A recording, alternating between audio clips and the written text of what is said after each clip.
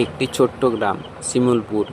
এখানকার মানুষ যেমন সহজ সরল তেমনি মজাদার। আজ আমরা দেখব কিভাবে মুসাফির নামের একটি ছেলে বুদ্ধি ভয়ে ভয় পেয়ে মুরগিরা ডিম দিতে শুরু করলো। আরে খুদা, 5টা মুরগি রেখেছি আর ডিম পাচ্ছি মাত্র 2টা। বাকি 3টা বুঝি হোটেলে গিয়ে ছুটি কাটাচ্ছে।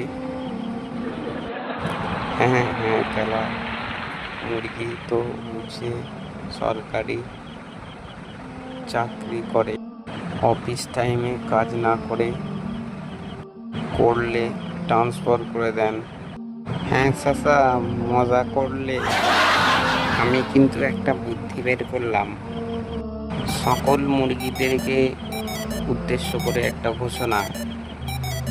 আজ থেকে যেসব মুরগিগুলো ডিম দেবে না তাদের বদলে হাঁস আনা হবে। হাঁস কিন্তু গান গাইতে গাইতে ডিম দেয়।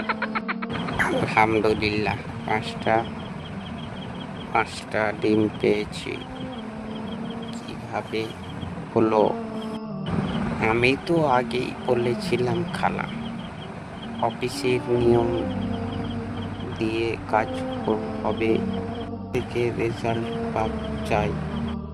মুরগিরাও প্রমোশন চাই চাচা, মুরগিরাও এখন প্রমোশন চাই চাচা।